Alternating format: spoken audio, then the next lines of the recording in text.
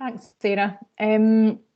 So I guess like many of you, we've been looking at the updates to the business support that's been coming out from government. Obviously, a couple of schemes went live this week, the bounce back loan scheme, and also the self-employed support. And also, for those of you that have been watching closely this afternoon, the additional small business grants scheme, which allows certain businesses with more than one property to make those additional grant claims. So, I think that's the thing, that things are just changing so fast all the time, and we've been trying to keep as up to date with all of that as possible. We've updated our COVID hub on our website with the new links. We're keeping up to date with the local authorities and government in terms of where the local authorities are at with the self-employed hardship fund. So I heard this afternoon that Angus Council are bang up to date with the applications they've had so far, which is fantastic. I mean, these hardship funds are I was going to say long awaited, and yet what has it been, about 3 or 4 weeks? It's not, it just feels like there have been some people that have been not eligible for some of the business support, and it's been a long time in getting them some support. So it's great that these government schemes are all coming out so fast, and we're really hearing that furlough money is hitting bank accounts. The first payments on the bounce back loans are scheduled to be in bank accounts today, which is, a phenomenally quick turnaround.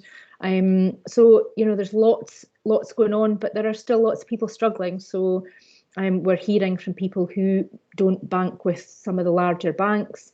Some of the challenger banks are not yet on the bounce back loan scheme and are not accredited for that. So, it's, although there are some great measures that are coming out, it's still not quite hitting everybody that is really waiting for it with bated breath. So we've been doing a lot of work to let government know about all the feedback we're getting, and still make sure that people that are struggling to work out how they get that support can be pointed out to all the right support that's available. So, it's a never improving picture, I think, as government schemes get to the people that need them, and it then becomes a part of all the people that fall through the cracks. So, I mean, we've been continuing also to make sure we've got a really good webinar programme. Like many people, we didn't do webinars until 6 weeks ago. Has it only been 6 weeks? And we've now got a strong programme of 4 every week. So on a Tuesday afternoon, we have a members only coffee and a virtual cake and a catch up, which is networking really. The evening on a Tuesday is our guide to, and this is a really great one, a really important one. And I know that Cheryl and Steve have been doing these sessions to hundreds of people. So while we've all got free access to Microsoft Teams, it's great that we're going to get the chat on how to make sure we're best using it. On a Wednesday, we do our webinar, which is aimed at supporting people, and on Thursday it's about business support. So yeah, there's been lots going on, and lots of really interesting things, but it's incredibly busy, and it's trying to look after your people and our people and all of that is really at the top of our agenda. So I'm going to get out of the way now and invite Steve from Appetite for Business to tell us all about Teams. Steve, if you want to unmute yourself, and as soon as I can hear you, I'll get out of the way. Yeah, perfect. Thanks for that, Alison. Thanks for the introduction, and thanks for having us here tonight. It's it's good to be able to share our knowledge to make things work easier for you. So let me just make sure I have my proper screen shared right here, and I'll give you a very brief background about myself, because I'm not that interesting. I'm sure you're a lot more interested in Teams than you are about me. And I will also switch my camera off very shortly, because you don't want to see me waving my arms around as I'm training, but I will ask you to keep your cameras on so I can see that you're still paying attention. Okay, so let me just share this screen with you right now. Okay, here we go.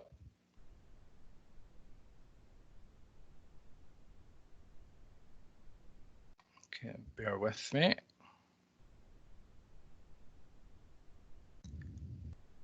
sharing this the wrong screen. Bear with me. I have used Teams before.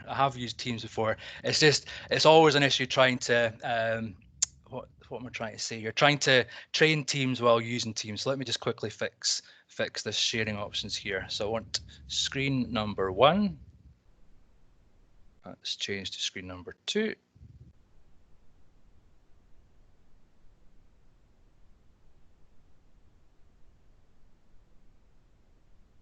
There we go.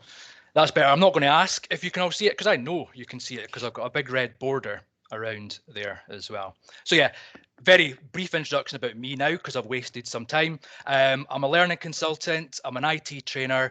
I'm here to try and help you work more productively with the applications that you've got at your fingertips, really. I want to save you time so you can spend more time growing your business than working with the technology. And I've been doing that for 10 years. I have picked up a lot of experience across lots of different industries, and I try to share that on to you, try to make it relevant. Okay, so I'm going to switch off my video now, because you will see me doing all this. I don't know why I do that when I'm in a room by myself, but it keeps me entertained. So let me just switch off my video. So what we're going to talk about here today then, of course, it's a guide to Teams. Teams has grown dramatically in the last 2 or 3 months for obvious reasons. And I want to make sure that, yeah, as well as getting by, as well as using it for chat, I want to make sure you're getting absolutely the most out of it for your particular purposes. So it's more than just chat. It's more than just video conferences that we're doing right now. It's great for that, but it's so much more than that. So I'm going to show you how to work with Teams. Best practices, hints and tips. You know, who doesn't want to learn all these quirky little shortcuts? I get far too excited when I find out these shortcuts, and I try to encourage you to as well, because it's great. It's great when you find out these things. And then when we're finished, you know, we've only got a short session this evening, and there will be something in here for everybody, whether you've used Teams a lot or not. But then I want to show you, well, what next? How else can I learn? How can I find out the latest updates? Because Teams is evolving all the time, evolving in a good way. I'm not sure if there is a bad way to evolve, but it's changing all the time, and it's good changes. And then, as Alison Sarah mentioned, keep a note of your chat questions in the chat area, and we'll talk about them at the end. So now, the Teams application, the software itself, you've probably discovered it's not actually too difficult to use. It's a Microsoft product, it's intuitive, and it's user-friendly. Sometimes it's all about the why. Why would I use it? When would I need to use it? What are the benefits for me? What's in it for me? And before I even go into the Teams application and show you some of the features, I just want to take a few minutes to share a very short story with you. Teams first launched 3 years ago. It's taken off in the last year, and in the last few months, quite a lot. When it first launched 3 years ago, I'll be honest, I like to be honest with people, I didn't like it. Yeah, I didn't like it. I couldn't see the point of it. I just thought, this is another application from Microsoft. I'm going to have to learn and tell other people how good it is, when I didn't believe it myself. And that's a real problem for me. If I can't believe in something, how can I get other people to buy into it? So I struggled for a while with it, because I had my way of working. I like going to Outlook for my email, Skype for business for my chat, my files for my files, my whatever for my whatever. That was the way I worked, and I liked it. So I couldn't see the benefit of Teams. Now, hopefully you've picked up that I absolutely love it today. I couldn't do my job without it. So now, what's taken me from not liking it, thinking it was a bit meh, to absolutely loving it? What was my light bulb moment? And I'll condense this story, because I know it's evening, but it's not bedtime story time just yet. I remembered a time I found myself in 10 years ago, when I was working for a company that was going through an office move project. Okay, I was a very small part of that project. You know, I'm not very good with the heavy lifting stuff, but I was a very small part of it, where I was involved in delivering a training program to help people use the new equipment in the new office, like phones, printers, meeting room equipment. You might never have been involved in an office move, but that doesn't matter. Try to make this situation relevant to you, because for me, to get that job done, of course, it doesn't just involve people from one department of a business. I had to work with people from HR, IT, facilities, external people as well. And they all had their own little areas for storing their files. They had access to it. Did other people? No. It was a bit of a headache, because we all had to have access, quick access, to the most up-to-date training schedules, training presentations. You know, who had it? Was it on HR SharePoint? Was it on IT servers? Somebody external, who knew? Was it on somebody's USB stick or email, which is often the case. So that was a struggle. When it came time to organising meetings, obviously email was the biggest communication tool. People were being missed off emails. There was a lack of visibility and transparency. So it was hard. It was really hard. We did get the job done. You know, they did move office. As far as I'm aware, they can still use the phones and the printers and the meeting room equipment, but it was hard. And that's when I had this light bulb moment. I thought, if we had had Teams back then, it would have been so much simpler. Obviously we didn't, but that's why when I remember the pain points of that project, that's what makes me really embrace Teams now, because I know how useful it can be. So that's my example that I'm going to use here. Try to make it relevant to how you work, what projects you work on, who do you work with. Think of the pain that you've had in the past, and now sit back and relax, because Teams can help ease that pain. Okay, so let me just minimize the slide. I don't have any more slides. And incidentally, that is actually the office that I worked in. Okay, that's me in a blur going past the printer doing all the training. Okay, so a little bit of memory lane for me there. So let me go into Teams. Here's where I'm going to bring the Teams interface across. So you might see yourself on the big screen right now, because I have to share Teams. So let me start by going into Teams. Okay, so there was a bit of duplication there. So now we're in Teams. I want to use that example of the office move to go ahead with this, this short demonstration. So let me just adjust this here. So of course, use Teams for one-to-one chat, one-to-one video calls, and that's as simple as going into chat here. What I want to focus on first of all is the team chat, the teamwork, the team collaboration. And here's a quick overview of this screen. Teams doesn't barrier external, internal, people that have never used Teams. You decide who you want to be in your team and you add them. I love doing this because I always think back to times when I was at school and I never got picked for Teams, or I was last. That's not really been picked. So yeah, I get to pick who can own my team, who can be a member. I can invite external people as well. So it's really easy to set up. The core of Teams is when I expand this Office Move team open, divides it into what Microsoft call channels. Okay, these are subcomponents of the team. So what are channels? I say channels are where the work gets done. It's where we have our team chat, where we collaborate, where we ask questions, discuss everything, all in the one place, visible to the entire members of that team, all in the one place. So I do have a few channels set up here. I want to focus specifically on this one for now. Channels, this would, had I been back in that situation 10 years ago, doing the office move, I would have set up a channel, called it something like technology training, and all the information to get that job done would have been available here, visible, transparent to all the people I've invited into my team. The first, I mean, I've customized this slightly to give you a idea of what's possible, but every channel has posts. Why is that good? Why have we seen this dramatically reduce the amount of email traffic within companies we've helped implement it. Why has it done that? Well, as you can see, I can see the full conversation history. So this is where we have conversations. Instead of sending an email where only the recipient and the sender has visibility of it, whatever you want to discuss, ask about, talk about, put it in here. And you might have new people joining your team, okay? How do you get them up to speed really quickly? Forward them 10 different emails, hoping they'll read them all, or say, okay, all the conversations that will get you up to speed have happened here. Okay, conversations, I'm sure you've had some use of that already, but it's very much like instant messaging. I can have start a conversation down here.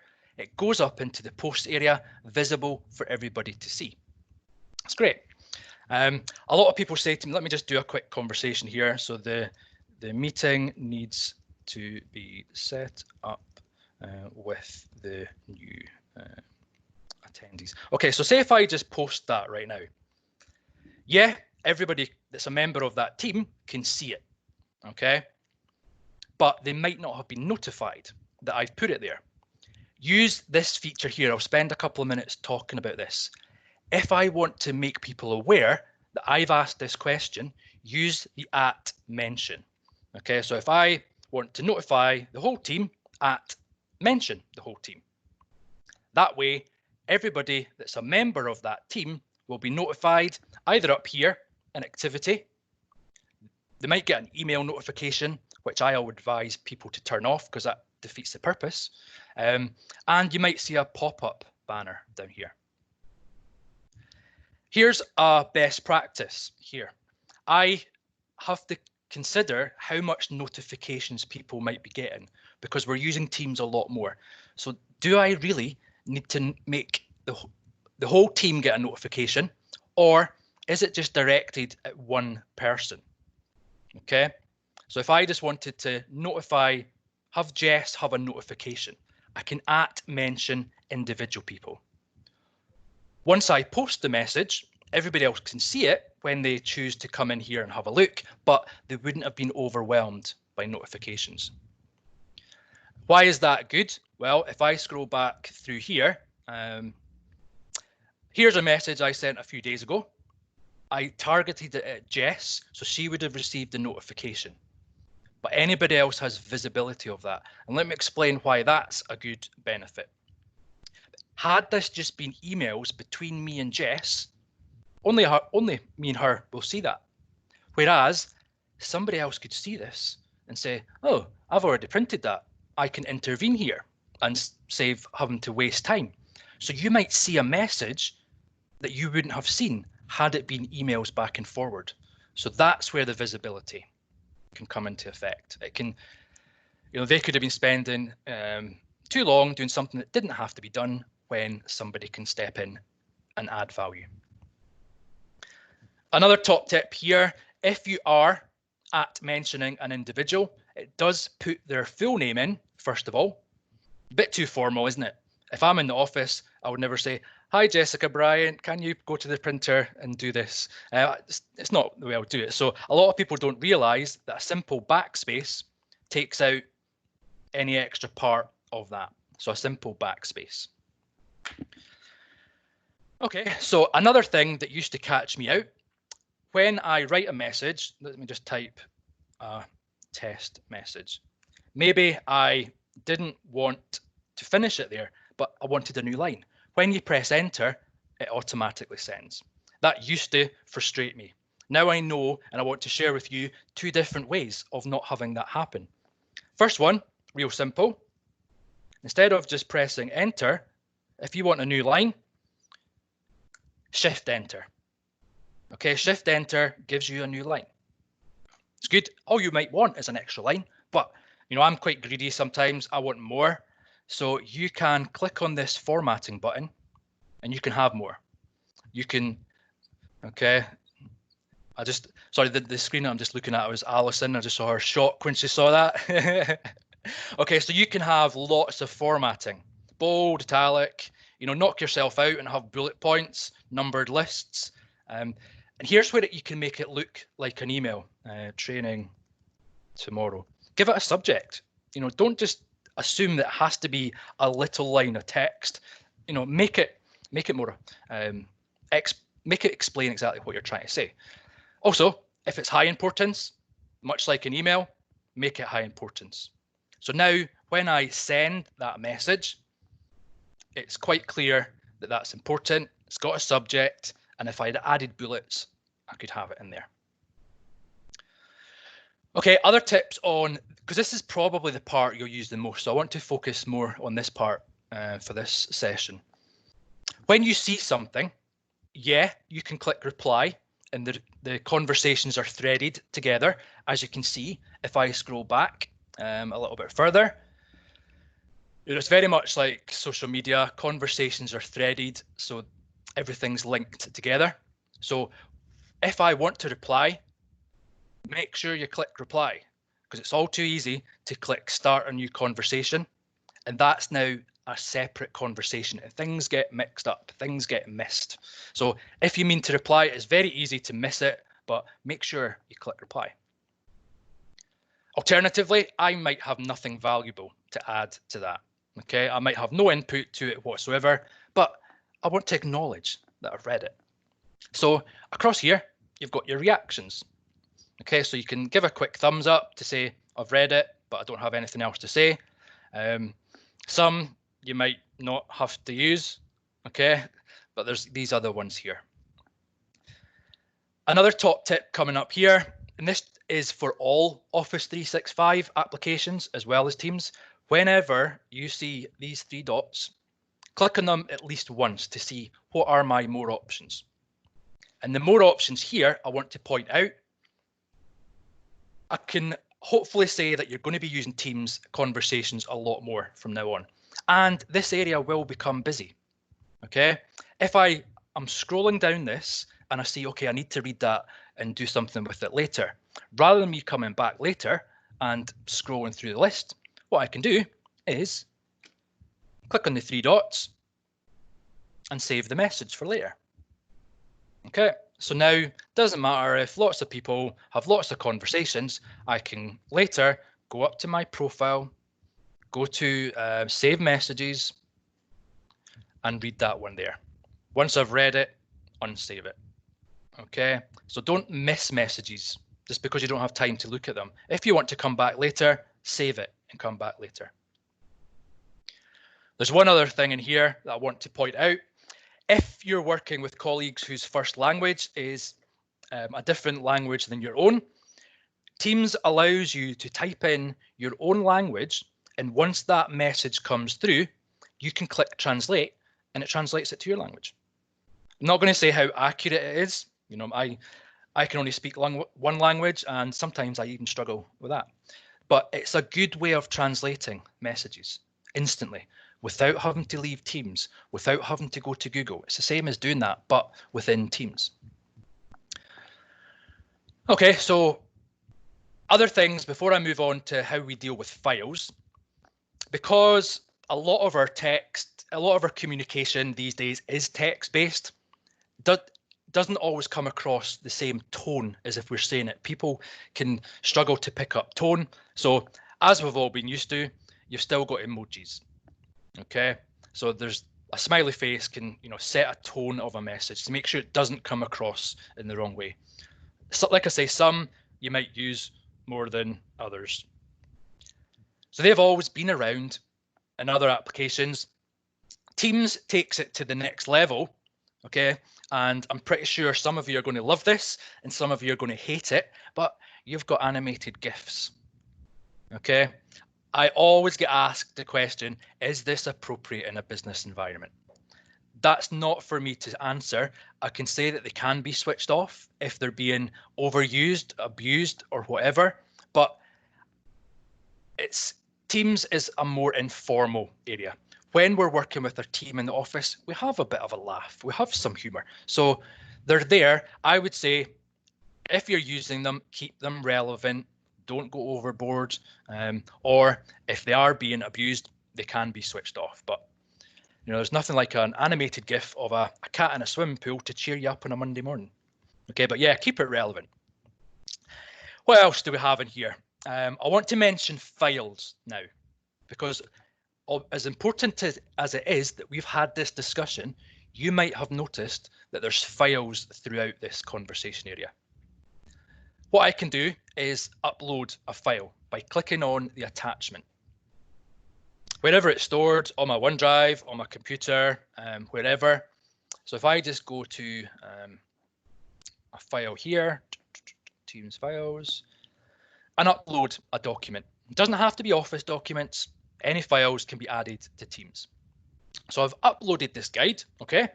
Step 1, I now want to say @Jess, and you rebrand this by tomorrow. Hopefully she's got her notifications turned off. She won't be expecting this by tomorrow. Okay, so I can do that. I'm not going to send it, but this way Jess would be notified. She can see her notification on the activity feed popping up here.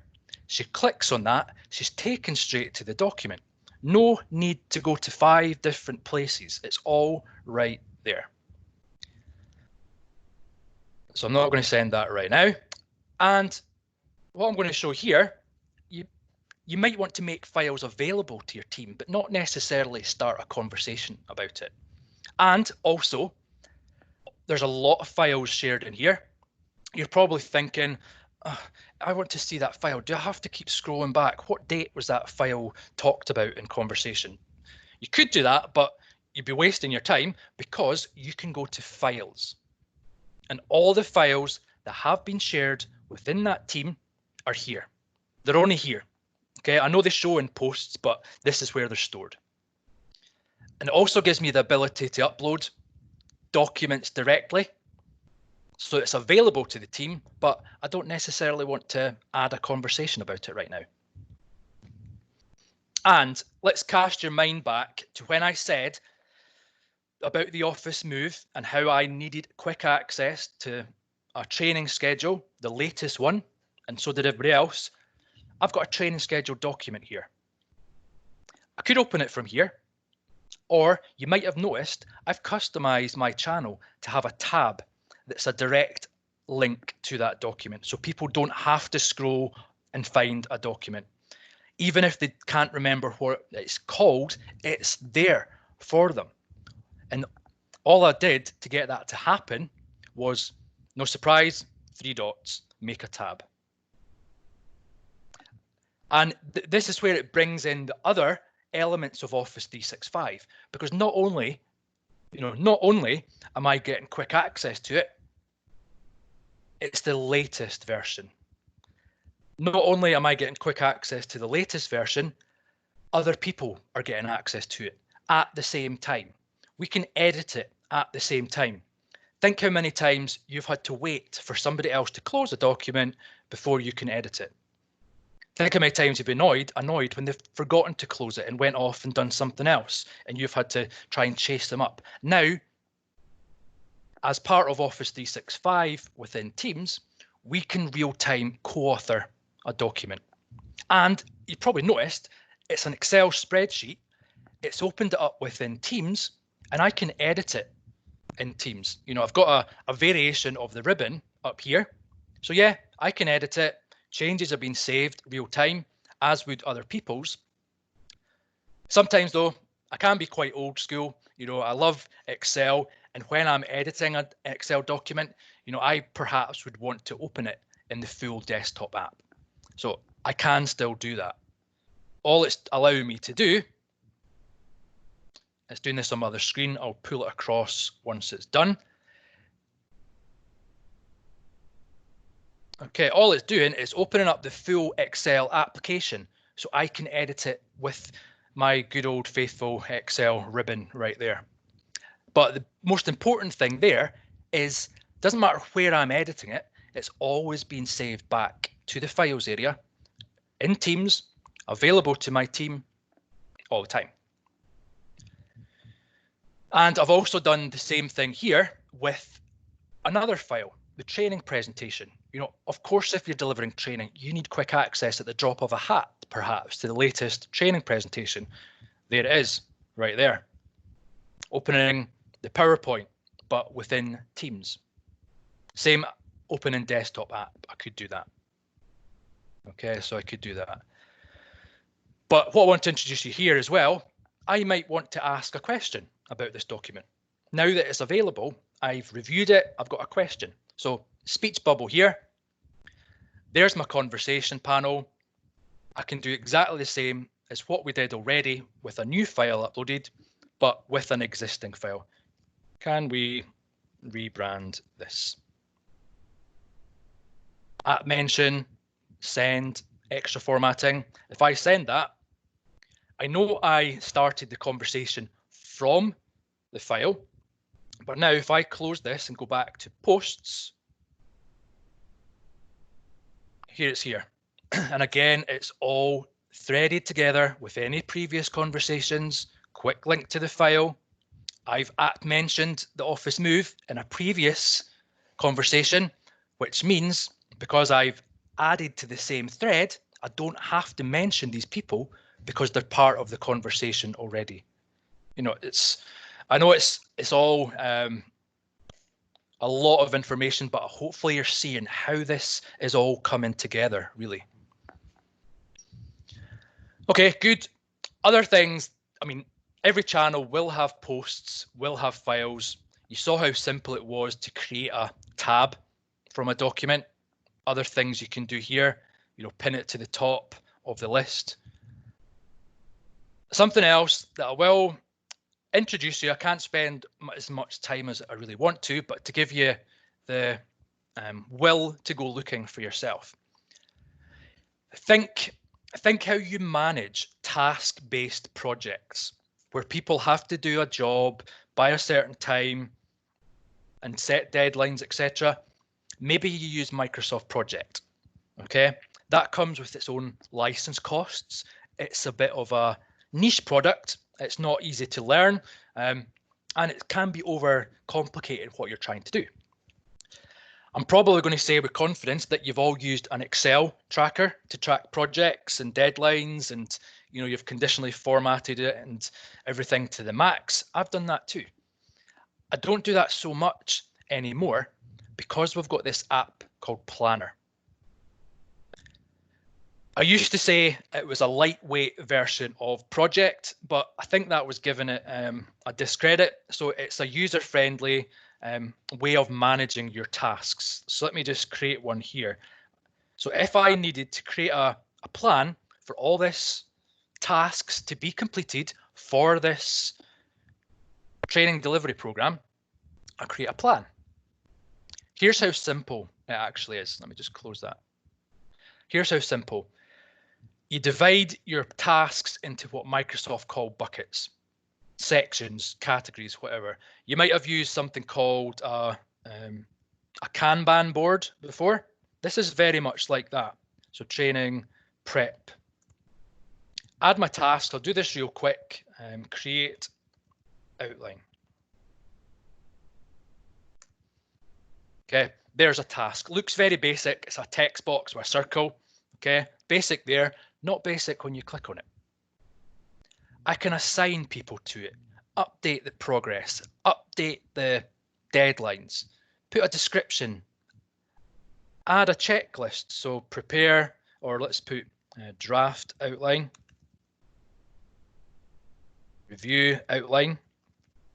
Okay, and I can speak from own personal experience in the last few weeks, months, whatever. We've used this so much because we're not able just to turn around and say, have you done that? Have you done that? This keeps track of everything.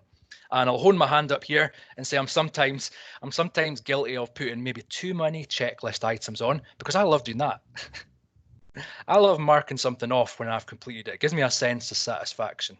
And it's as well as that, as well as keeping me happy, it lets everybody know what's been done on the task. I can add attachments if something's needed to do it, the task, or once the task has been finished. Comment on it as you go, and the relevant people that's been assigned are notified. There's no having to go, I keep saying it, there's no having to go to 3 or 4 different applications. Real quickly then, if you do use Planner a lot, this board area will become quite busy because you'll have a lot of tasks. If you want a high-level overview of where this plan is at, click on the charts view. And anybody that loves a good dashboard will love this.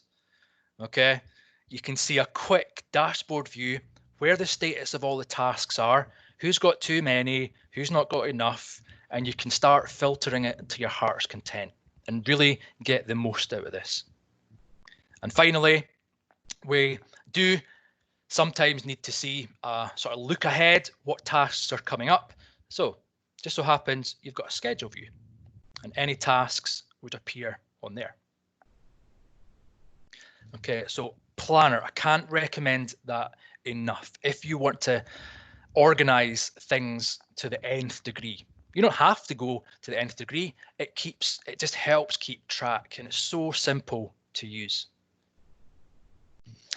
And other things that you could add in, it's another way of adding document links. If your team has useful websites that they go to, why depend on people putting them in their own internet favorites or always asking you, oh, what was that link for that website again? Add useful websites at the top. Okay, so that's shown you some possibilities with it as well. Okay, so I've covered a few things across there. I have mentioned notifications a few times. If somebody mentions me or a team, I want to make sure that you're not being overwhelmed by too many notifications and there's a balance so that you're not missing important notifications. Because if you're a member of lots of teams, you're going to get a lot of notifications. So make sure that you know that you can go up to your profile and go to settings and adjust your notifications. Okay, how do you want to be notified? Okay, even for one-to-one chat, I sometimes switch that off. It does go off automatically when I'm presenting, but I'm sure you've all seen situations where somebody's been presenting in a room full of people and you see a pop-up down the bottom saying something that not everybody had to see. So yeah, switch them off, switch them on when needed. And adjust them accordingly as well. Okay, so that's the notifications. Also in there, I think I explained earlier, that's where you can access your saved messages. Another good practice here is, because we're working from home, although our status might show that we're available, we might have had to go and take the dog for a walk for 5 minutes. Okay, it's not a case of you can just turn around to your colleague at the desk and see if they're there or not. So this isn't as reliable as it is in the office, perhaps. So set a status message.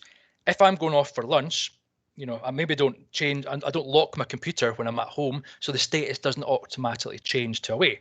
So I could say, I'm off for lunch, back soon. And I could even, if I wanted to, say I'm having a sandwich. I'm sure nobody needs to know that, but I'm having 2 sandwiches because I'm Joey from Friends. So you can have that there as well. If you want to know how I got these emojis up, you can press the Windows key and the full stop in any Office application to get that there. And what I used to use status messages in Skype for Business, and I would forget to change them. Okay, so it would have been terrible if I was off for lunch for like 3 days, but now I can set the status message to clear after an hour or so. Okay, so I don't have to remember to go and change it. I'm saying that I do use it for that. I use it for proper stuff as well, like delivering webinars today. Let people know what you're working on, like that. And they get that instant message reply back when they message you. Okay, so it's there. I'm not saying you have to use it, but it's useful. Okay, good. A couple more things then. I am conscious of the time and I want time for questions at the end.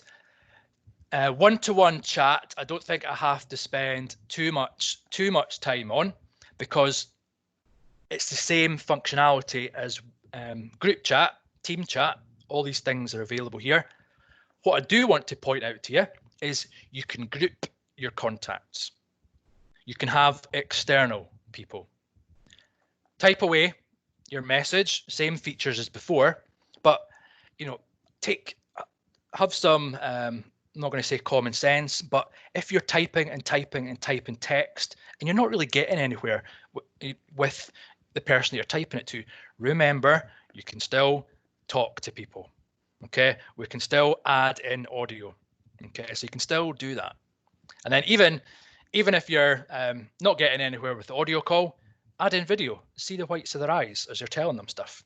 Okay, and the third one there, you can share your screen. So you can just say, let me do it for you. Okay, so you can share your screen, or useful for presentations like what we're doing just now.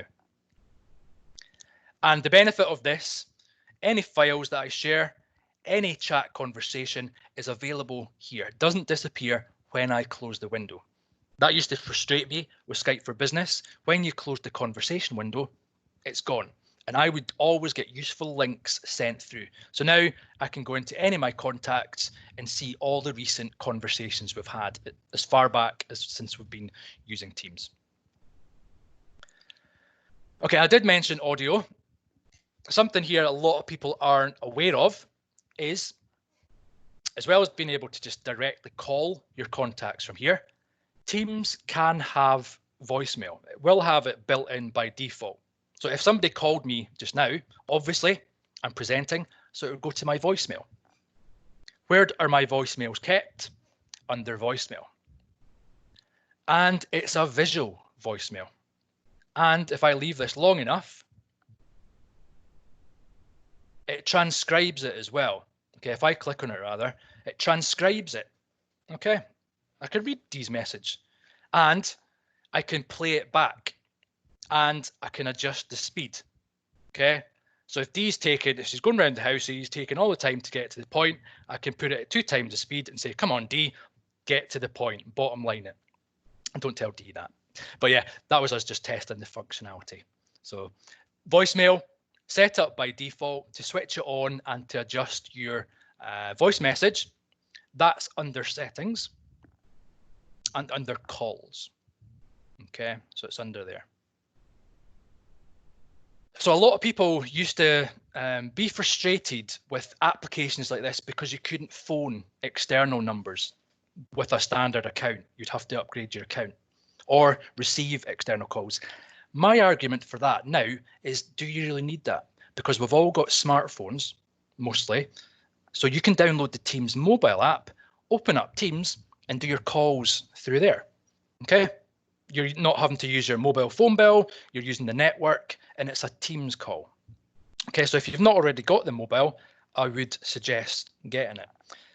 And top tip here, if you're presenting or if you're ever having to do Teams training, obviously I can't be looking at the chat just now because I'm sharing the screen. I've actually got the Teams mobile app open on my phone and I'm monitoring the chat separately. Okay, I've not been able to reply because I'm too busy speaking. Okay, so you can join in 2 places at once. I often do that just to check that people are seeing what I'm expecting them to see. Okay, we've done whole entire 2-hour sessions on meeting etiquette. And if I just quickly bring this back over here, so I don't have time to go into that so much just now. But if I bring the, where am I? Little screen here. So if I bring up the Teams screen, okay, this is what you've been seeing the whole time. Okay. Yeah, Teams can only show 4 people at one time. Okay, again, you might think I'm not sharing my screen just now, but you are just seeing what I'm seeing. Yeah, it's only got 4 people, and people keep saying to me, Zoom can have like 5 million people. I'm like, that's good. That's Zoom. We've all seen how the security issues are appearing with that. It's only got 4 just now. It's going to be upgrading to 9, so that's something to look forward to. In the interim, if, let's say, the 4 people I've got on the screen just now were the only people that were going to be talking, you know, I don't really need to see all those people. So I can pick people and I can right click. I'm just going to pick people at random. I do apologize. I can pin people to the screen. Okay, I'll pick a couple more. Okay, so I can I could choose, okay, it's like, what's it? I don't know what program, what quiz show it is. It's like, come on down, Price is Right. So now these 4 people are going to be on the screen all the time now. I will unpin it, but it allows you to decide on the layout. And then to unpin people, I can just do that. Otherwise, the way it updates, if you didn't already know, it puts the people who are talking the loudest, the last, and it adjusts them accordingly. Okay, but that's really useful. You can pin 4 people just now, but in the coming days, you'll be able to pin 9. And like I say, I'll finish off on a couple of things here. I can't show you how to share because that will stop the share. That's where it's a issue using Teams for Teams. But we could maybe do other sessions like this and focus on how to present online. But the final thing I want to talk about is files here. So from Teams, I can access all the documents that have been shared within Teams. And this was the final clincher for me, thinking Teams is the best thing ever. I can access my OneDrive from here. Okay, because, and tell me if this is, well, have a think and tell me if this is the way that you would do something like this. If I in the past wanted to create a new Word document, let's say, I would go to Word on my desktop. I would start a blank document, do a bit of work on the document. Okay, then I would think, oh, I better save that somewhere. So I would probably do a file, save as, probably to my desktop, then do a little bit more work, and then think, oh, that's on my desktop. What if something happens to my laptop? I might have lost that. So then I would think, I better upload it somewhere, so it doesn't get lost. So that was the process that myself, and I'm sure a lot of you went through. Now, I'm not sure how familiar you are with OneDrive, but it's Microsoft's online personal business working storage area. So I can go here, still in Teams, go to new Word document, give it a name. Now I know that that's been saved directly to my OneDrive, and I've got the ability to edit it within Teams. And probably at this stage, I would open in the desktop app. Okay, but the main thing there, I've not had to have that interim process of saving it on my desktop, direct to OneDrive, accessible from mobile, tablet, browser. So that was the final thing that made me think Teams is really going to change the way I work, and it has. It's changed the way I work, that our team works, companies that we've helped implement it. It's really enhanced the way they work. Because, and not so much anymore, when I used to work before Teams, Outlook would always be the first thing I opened in the morning, okay, because that's what I had to check. Now, sometimes I go to Teams and I forget to open Outlook, okay, because I don't deal too much with external clients. It's all about the team. Okay, so that was the final thing. So that was a kind of whistle-stop tour of Teams. I think hopefully it's opened your eyes to what is possible with it. You know, it's not going to be an overnight thing. It's a journey. Teams is evolving. There's updates all the time. Okay, and you know, Appetite for Business, we try to keep up. Well, we do keep up to date with all these updates, and we want to make sure you do too as well. So if you're not already following the Appetite for Business page, forward it, follow it, because we share best practices, hints and tips, updates that you need to be aware of. Okay, so that's what can happen next. And look out, you know, you want to make sure your journey continues, that you're constantly making the most out of these applications. So yeah, keep a check on our website and see what we're launching soon, and see how you can keep the learning journey continuing. You know, because I've been there. I've worked in you know, jobs like you, and now it's my job to help you with these applications to get that job done. Okay, I'm sure there's lots of training offerings out there, but we like to relate it to how you work, you know, from experience. And on that note, I think that's everything I wanted to talk about. So I guess it's over to Sarah and Alison to field the questions. Thanks very much, Steve. I think Alison and I are both going, ooh, oh, that would be really, really good. Ooh, actually, we need to tell the rest of the team about that. So I think having this recorded is really good as well. So the recording will be up on YouTube in the next kind of 24 to 36 hours. I'm sure there's a couple of things that people will want to refresh their minds about that you've obviously covered. So going into the chat, Wendy, do you, and I know that kind of some of your question was answered with what Steve was saying, but do you want to come in and just ask the kind of second part about it, changing the original file on your computer? Yeah, just like I would maybe share a file with my team that's say on OneDrive. So if it's then saved in Teams, does it update the original file back onto OneDrive if we edit it within Teams? It's a good question, and to maybe answer that simply, no. Okay, when you upload it from your desktop or from OneDrive, it's effectively a new file in that area. Okay, so the way I work, if there's something that I'm working on that's not perhaps ready to be shared with the team, I'll keep it on my OneDrive. Once it's ready to be shared with the team, I'll not copy it, I'll move it from my OneDrive. So there's only one copy out there. Okay. Is that the same then as if you share files direct from OneDrive? Can your team edit them and it saves back to OneDrive without it going on to Teams?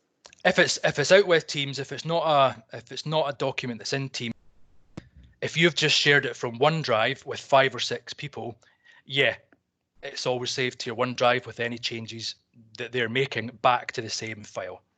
Okay, so think of OneDrive as being for your own working files, perhaps sharing to 1 or 2 people, but when it's ready to be opened to the team, put it into Teams. Okay, thank you. No worries, good question. Thanks, Wendy. Jeremy, do you want to come in and ask your question?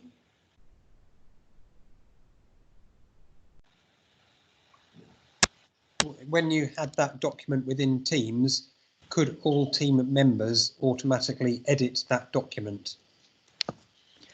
Yeah, they could do. It works differently with what type of document it is, because it's using the real-time co-authoring that Office 365 offers. And the way it works, a lot of people are a bit skeptical about it, but the way it works for Word documents, let's say, only it locks it by paragraph. So if I'm editing a paragraph, I don't have to worry about somebody deleting my words as I'm typing them. It locks it by paragraph. Okay. If it's PowerPoint, only I can edit 1 slide at a time. Okay. If it's Excel, I think it's by cell or ranges of cells. And incidentally, I guess on top of that, all the changes that are being made, okay, it saves the version history automatically. So if 10 people made lots of changes to my document, because I opened it up for that purpose, and if I look at it and think, I don't like what you've done, I can just revert it back to version 1, okay? Because it's using that functionality of Office 365 and SharePoint.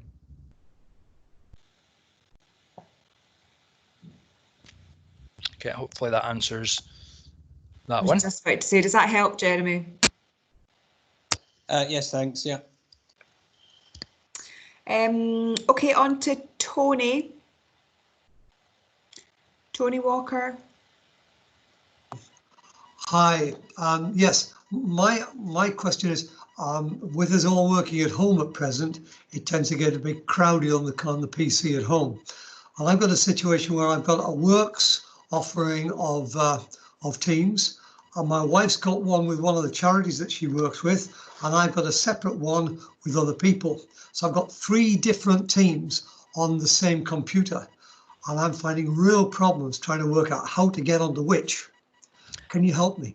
Yeah, I mean, we work with other clients as well who have invited us into their team, and we could have invited them into our team. So all my appetite for business teams are in this area here. But if we had like another client who had added us into their team, I can go up here and switch between the different teams. Okay. Could you just show us where that is? Yeah, so if you look up next to your profile, you can just switch between different companies' teams. Okay. Okay, I can't see that. Okay, okay. Okay, so that's how I would suggest managing that. Because what I've had to do is I've had to invite people, create groups, what we call the second line down, from home into my company one, which I don't think is a very clever idea. Yeah, I mean, I'm not going to lie, it can become complicated. You know, if you're so popular and you're in a lot of people's teams, yeah, it can become complicated. But that's a way to manage it. I would say switch between here, or create your team and do it that way. Okay, so you've got to use 2 different email addresses for the teams. Well, not really. What's happened here is this other client have invited my Appetite for Business account into their team. Okay, obviously I don't have access to their teams, but I can switch to that view. I know it's a bit complicated. Okay, I can maybe refer a couple of documents your way. So I can have my works, my works team, okay, and I've got my own team and I've got my wife's team, but all 3 of those go into the same bit of software. Yeah, ideally. Okay. Right. I'll have to play with that. That was getting a bit confusing. Other ways, maybe a tip here as well. Sometimes if I want to see both these at the same time rather than switch between them, top tip for you here, open this one in the desktop application, open that one in the browser. Okay, so you're seeing two different versions of it as well. Or, open another one on your phone and juggling acts. Super, thank you very much. No worries. Thanks, Tony. It's a question from Alison, which I think has been answered, to be honest. So Alison was asking, can people outside your business be invited into a team channel? Yeah, absolutely. You can invite them in as a guest. So I could have done that from. I'm doing it on my screen. I forgot I'm not sharing it. But yeah, you can invite them as a guest, and they'll have less permissions than what a member or an owner would have, which is fair enough. So yeah. So you can, even if they've not used Teams ever before, you can still invite them in as long as they can follow instructions. They can join your team. Perfect. And just before you finish, then, can I just ask? So the scenario might be that we have got a team channel that's just maybe for me and the board of directors. So I could invite the board of directors. They wouldn't see all the other operational teams that we've got collectively in our organisation. They would only see that one particular. Yeah, they would only see what they've been invited to. You can't see stuff you've not been invited to. Plus, I didn't mention this during Teams when I talked about channels, but you can have 10 channels that are open to the whole team, but you can make one channel be private. Mm-hmm. Okay, a lot of people have that for admin purposes. So you can have 10 channels that are open to the whole team, but one channel that's private to maybe a couple of admin if it's confidential, whatever. Okay, thanks. A question from myself actually about pinning people. Does that affect who's recorded on the videos? Yeah. So whatever, does it affect what's recording? Yeah, because it's recording that, so it will affect what's appearing on the screen. So yeah. Okay. Lynn.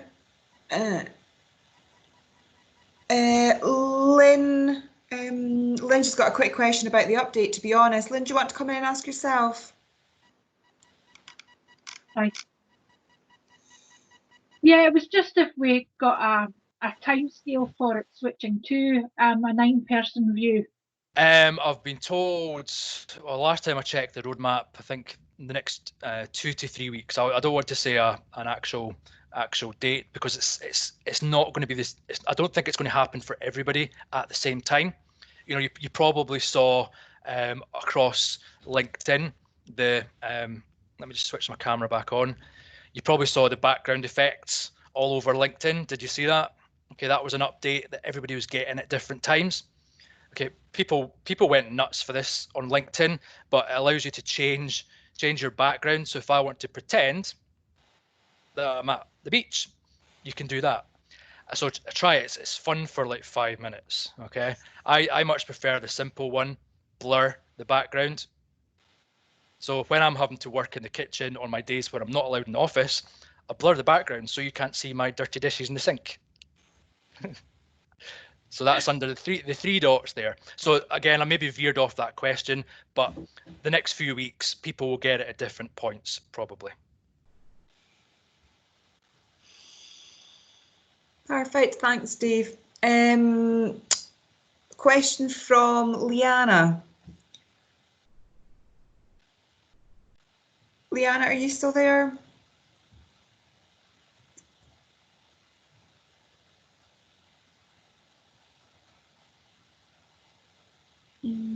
Okay, maybe not. I'll ask a question for her.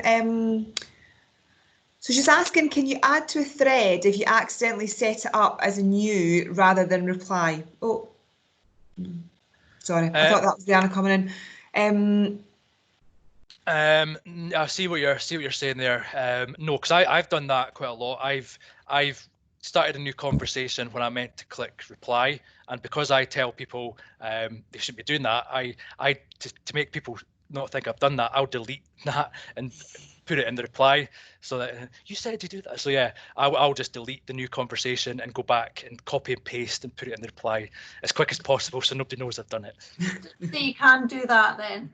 Yeah, you can delete. You'd have to delete the new one and add it to the original thread. It does. You can't just move it. So what you would have to do is delete the new conversation, go to the thread, and add the reply. And one other thing on that: if you have had to have a telephone conversation with someone, does it record that you've had the telephone? Not necessarily record the conversation, but does it record that you've had a call with? Yeah, it records the call activity, the duration, you know, to give a good value for that. Somebody asked me the other day, how long did you spend with this client talking about PowerPoint? And I would have maybe guessed to say it was about 15, 20 minutes, but I thought, oh, I'm going to go into my call history, and I copied and pasted it, and it was 13 minutes, 52 seconds. So yeah, it does record the duration as well. Thank you. Thanks, Steve. There's another question, not entirely sure the first name. It's Mackay J on the chat. Hi, yeah, it's Jennifer. Hiya. Hiya. Yeah, sorry, you've maybe answered this already. I'm just a bit unclear. So when you were talking about collaborating on a document and how, you know, say it's a Word document and you said it's locked to the paragraph or whatever. Can you be doing that in a live sort of setting? You know, for example, like this, could you say, right, we're all going to work together on a report or whatever, and you know, people can be all collaborating at the same time? Yeah, absolutely. You would just one person would have to share their screen, see the document. As long as other people on their computers are, you know, clicking on that document, all changes can be happening at the same time. And can you also share a screen or share a document and not allow people to edit it? You can do if you want to make a document not have that option. I don't want to complicate things too much, but the files area in Teams, that's using SharePoint as the back end. Okay, so you'll maybe see a button that says open in SharePoint. And that allows you to say, okay, make this document not editable by everybody. Okay, so yeah, to summarize the question, you can be working on it multiple in a meeting, but you can also restrict people from doing that as well. It just takes a bit more work. Okay, that's great. Thank you. Thank you. Finally, just one last question from Alison. Alison, if you just want to come in and ask your having multiple windows. First of all, it should be, how do I actually unmute myself? Yeah, I mean, I think I know the answer to this, but I'm going to ask it anyway in the vain hope that you're going to tell me it's yes. So we're obviously in the calendar tab at the moment. Can I open up another window, say, into the team files at the same time? That's probably the one thing that frustrates me about Teams. You know, you can't have two sort of windows of it open at the same time. You know, what I'm speaking about here, again, in your example as well, if I'm in a Teams channel looking at a document and I maybe want to have a one-to-one chat with somebody as well, let me just quickly share my screen again, actually.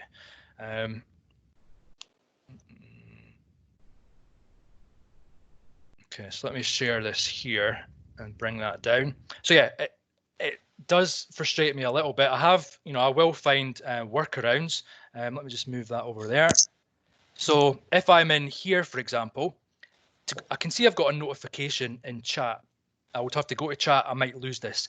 Make the most of this area up here, because I could say at Cheryl, and I can send a quick chat message to her. It's going to be kept in our one-to-one chat area, but you know, I've not had to leave this screen. I could do the same from within Teams, and here I can go up here and say at Jess. Okay, so it's a way around not being able to pop out the chat. Had to watch how I was going to term that phrase there. But again, that's another update that's going to be coming. Pop out chat windows. I don't know the exact timeline for that, but I've seen it in the roadmap, so that will be coming as well. Ability to have two windows open at one time. Steve, while you've got your screen shared, could you do me a favour and just show us where you would going to toggle between those different teams? You know, your appetite for business and your other, say, your guest teams that you're in. I'm assuming it's up beside your wee window. Oh, yeah, just there. So I didn't realise my screen wasn't shared at that point as well. So yeah, up here and just change between them here. Okay, that's good. Sorry, my bad there. I just assumed it was being shared, but yeah, it's up here and click. Okay.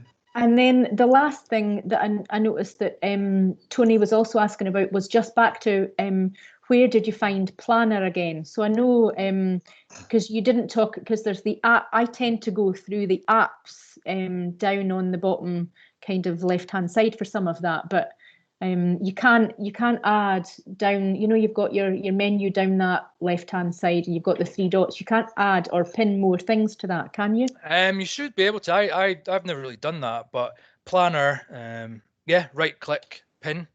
Ah, perfect. There we go. So that's giving you access to the Planner app, so that will show all your plans. Whereas when I added this one in here, that was specifically just for that team. I was out of tab. Yeah, okay. Yeah, so three dots here, add them in there. I think you can also actually drag and drop them now. Okay, so yeah, you can drag and drop them. I think if there's one that you don't use, you can unpin and it's not there. So yeah. Thanks for picking that up, Alison. Welcome. Okay, it doesn't look like there are any more burning questions yet in the chat, so I think what we'll maybe do is just draw it slightly to a close. You know, if you've got any questions at all, then, you know, please either track down Steve or Cheryl on LinkedIn, or let Sarah or I know, and we can definitely connect you in for any other questions you've got. Cheryl and I have been talking about, you know, doing more of these kind of webinars and training sessions.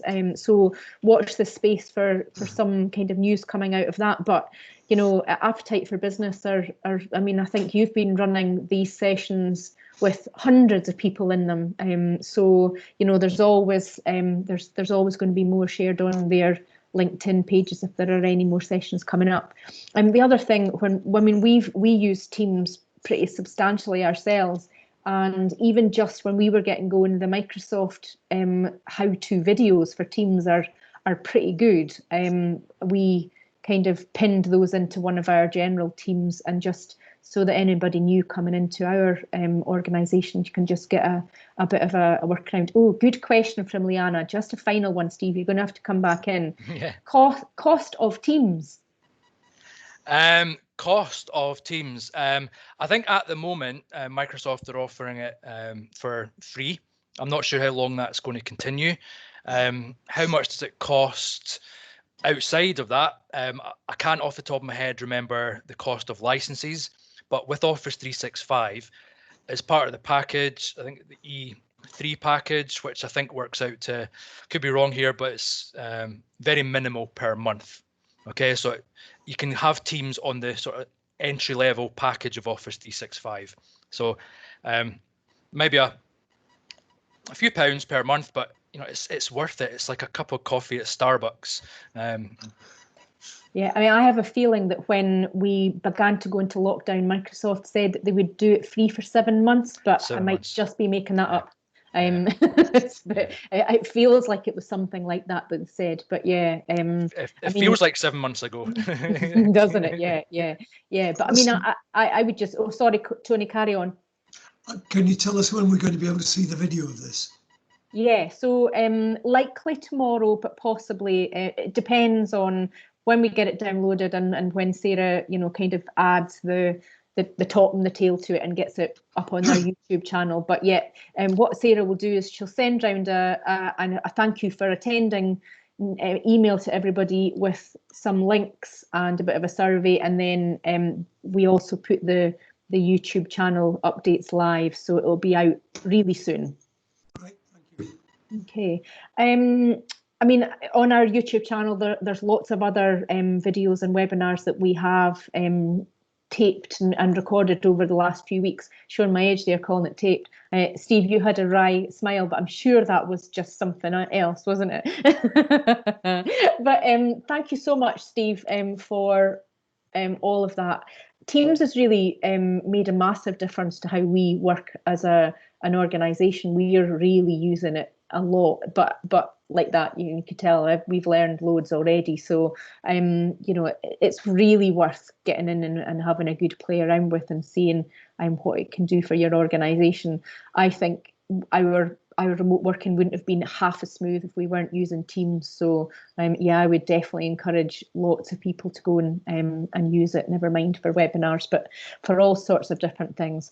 So I think just a couple of plugs, I think, for our other webinars that are coming up. So I've talked about our webinar. So tomorrow our webinar is about supporting people, and then on Thursday we've got a fascinating webinar where we're going to be looking at how to protect your brand online. So we've got a fantastic speaker who's just won a Queen's Award for Enterprise, and we're going to have a legal look at that topic as well. So that's Thursday morning.